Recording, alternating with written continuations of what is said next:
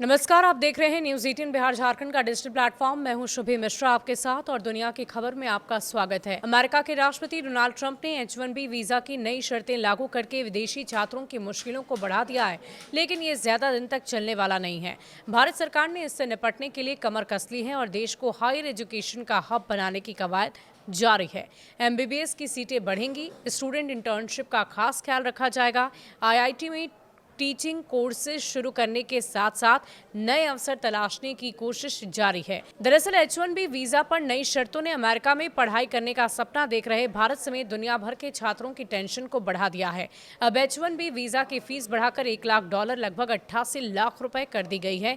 नई फीस की वजह से विदेशी स्टूडेंट और वर्कर्स के लिए टेक्नोलॉजी, मेडिसिन जैसे सेक्टर में करियर बनाना मुश्किल हो गया है। अब भारत ने इससे निपटने के लिए तगड़ा प्लान तैयार किया है। क्या है ये प्लान, वो भी बताते हैं।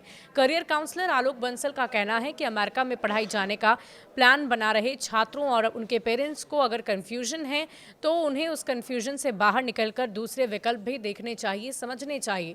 भारत में बढ़ते विकल्पों को देखना चाहिए। हाल के वक्त में बहुत सारे बड़े बदलाव भारत में हुए हैं, जैसे IIM बेंगलुरु समेत कई IIM में ग्रेजुएशन लेवल पर कोर्स शुरू कर दिए गए हैं। न्यू एज प्राइवेट यूनिवर्सिटी ने नए तरीके के कोर्सेज को लॉन्च किया है जो अंतर्राष्ट्रीय मानकों के हिसाब से है। भारत की यूनिवर्सिटी विदेशी संस्थानों के साथ सहयोग कर रही है ताकि स्टूडेंट को ग्लोबल एक्सपोजर मिल सके। दूसरे देशों की यूनिवर्सिटी भारत आ रही है और इससे छात्रों का पढ़ाई पर खर्च भी कम होगा और आने वाले 5 से 7 साल में भारत एक बड़ा एजुकेशन हब बनेगा।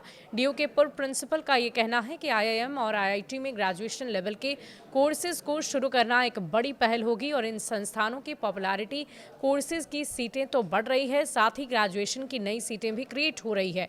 डुअल डिग्री कोर्स का विकल्प होगा। राष्ट्रीय शिक्षा नीति 2020 की सिफारिशों को लागू करते हुए भारतीय प्रबंधन संस्थान यानी कि IIM मैनेजमेंट इंस्टीट्यूट में ग्रेजुएशन और डुअल डिग्री यानी कि दोहरी डिग्री कोर्सेज शुरू हो चुके हैं।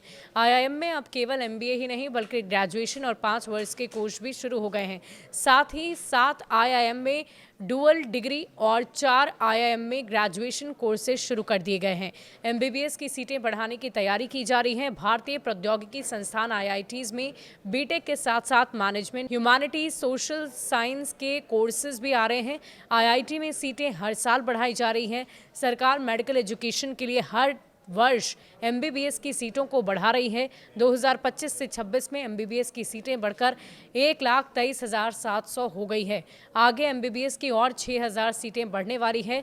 भारतीय छात्रों की संख्या में बेशक कमी होगी, लेकिन भारत समेत दूसरे कई देशों में छात्रों के पास अवसरों की कमी नहीं होगी।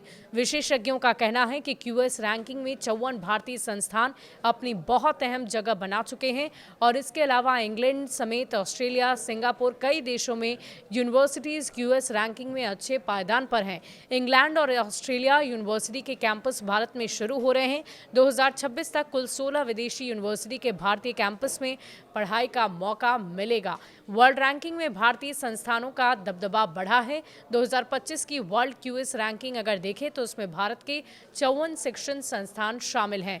G20 देशों में भारत का हायर एजुकेशन सिस्टम सबसे तेजी से आगे बढ़ रहा है। अमेरिका, इंग्लैंड और चीन के बाद QS वर्ल्ड रैंकिंग में भारत के सबसे ज्यादा संस्थान हैं।